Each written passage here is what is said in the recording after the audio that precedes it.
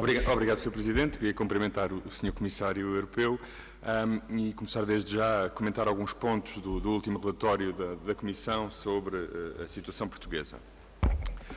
Eu irei falar da questão da transformação estrutural e das exportações e do déficit externo, também da questão do investimento e, por fim, proteção social e política orçamental. Começando pela transformação estrutural. A Comissão Europeia faz duas afirmações. Diz que o crescimento das exportações se deve a uma redução dos custos unitários de trabalho e diz que o ajustamento externo é estrutural. O Partido Socialista contesta com dados essas duas afirmações e eu gostava de ver uma posição, um comentário do Sr. Comissário. A primeira é que a Comissão diz que são os custos unitários de trabalho que explicam o crescimento das exportações. Isso não tem qualquer sustentação nos dados. Aliás, se nós olharmos, não há qualquer correlação entre os custos unitários de trabalho e as exportações nos últimos 15 anos. Basta fazer uma regressão entre as duas variáveis e percebemos que não há nenhuma relação entre custos unitários de trabalho e exportações. Um exemplo, 2012 foi o ano em que os custos unitários de trabalho mais desceram. Foi o ano em que as exportações ficaram a metade do previsto e foi o pior ano dos últimos 3 anos em termos de crescimento de exportações. No ano de 2013, os custos unitários de trabalho subiram brutalmente e foi o melhor ano em termos de exportações. E se nós andarmos para trás, este padrão repete-se. Não há nenhuma relação entre exportações e custos unitários de trabalho. Aliás, o grande determinante do crescimento das exportações em 2013, que é o ano melhor, não tem qualquer relação com custos unitários de trabalho, trata-se da entrada em funcionamento de uma refinaria de petróleo que é fruto de investimento passado e não de nenhuma reforma do mercado laboral. Este é o primeiro ponto. Em segundo ponto, também é muito difícil entender como é que o ajustamento externo é estrutural. Em primeiro lugar, as exportações crescem exatamente a metade da taxa do que era previsto por este Governo e no início do programa de ajustamento. Previa-se um crescimento de exportações de 6%, aliás, em linha com crescimentos antes da crise já muito robustos, e o que aconteceu é que o crescimento médio é de 3%, metade. Também gostava de um comentário ao Sr. Comissário Europeu sobre este facto. E depois, o mais importante de todos, é que no primeiro ano em que a economia portuguesa sai da recessão, o crescimento não é baseado na diferença entre exportações e importações, como previa a Comissão Europeia, como previa o Governo português.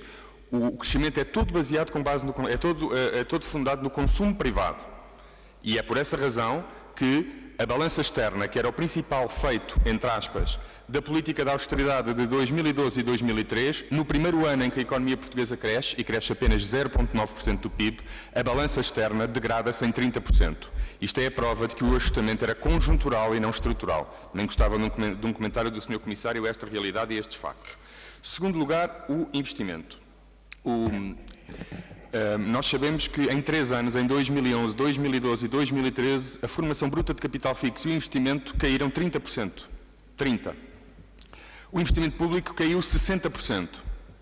Em 2014, o primeiro ano em que o investimento sobe, ele aumenta apenas 2,3%, que é menos de 10 vezes menos do que caiu nos 3 anos anteriores, é 1/3 do que caiu apenas em 2013, e as previsões, quer da Comissão Europeia, quer do Banco de Portugal, para a retoma do investimento, que são previsões, nos próximos 3 anos, portanto, num cenário otimista, nos próximos 3 anos, o investimento irá crescer, previsões, repito, 1/3 do que caiu nos últimos 3.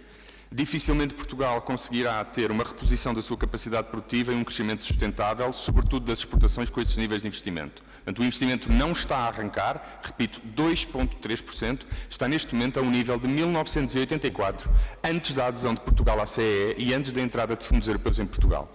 Esta situação parece-nos manifestamente insustentável e acho que, com estes valores, mesmo da previsão mais otimista, Portugal não conseguirá repor o seu estoque de capacidade produtiva e, portanto, na prática, terá níveis de investimento negativo, o que corresponde a uma destruição e não um aumento da capacidade produtiva.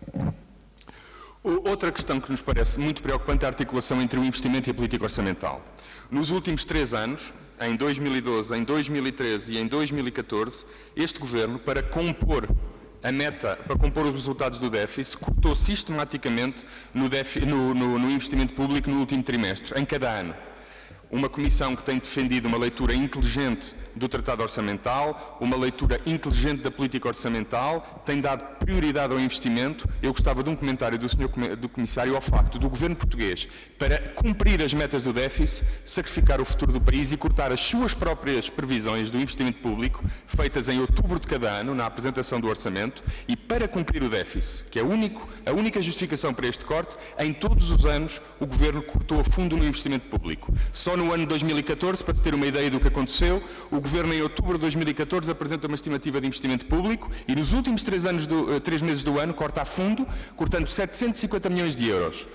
Acima do que já tinha cortado antes. Sem este corte, o déficit não tinha ficado em 4,5, tinha ficado em 4,9, violando assim a meta. A pergunta que todos devemos fazer, sobretudo tendo em conta as atuais preocupações da Comissão Europeia com o investimento, é: será que esta política orçamental é inteligente? Será que faz sentido sacrificar o investimento só para poder fazer um número e dizer que se cumpriu a meta do déficit, tendo em conta as prioridades da Comissão Europeia, tendo em conta tudo o que o Sr. Comissário tem dito, tendo em conta o plano Juncker? Eu tenho muita dificuldade em aceitar que a Comissão Europeia concorde com esta política e pedir-lhe também um comentário a isto. Tendo em conta que França, neste momento, que tem um déficit mais alto que Portugal, vou já terminar, tem um déficit mais alto que Portugal e viu, e bem já agora, as suas metas orçamentais alargadas 2 anos, a pergunta que o Partido Socialista tem a fazer ao Sr. Comissário é: perante os factos que eu acabei aqui de descrever, perante o problema gravíssimo do investimento, perante a necessidade permanente deste Governo cortar no investimento público para tentar atingir o déficit, se o Sr. Comissário não considera que, em linha com as prioridades de Portugal e já agora da Comissão Europeia, que uma política orçamental mais inteligente implicaria uma coisa muito simples: no final do ano, Portugal não deve cortar a fundo no investimento só para fazer um brilharete no déficit. Obrigado, Sr. Comissário. Obrigado, Sr.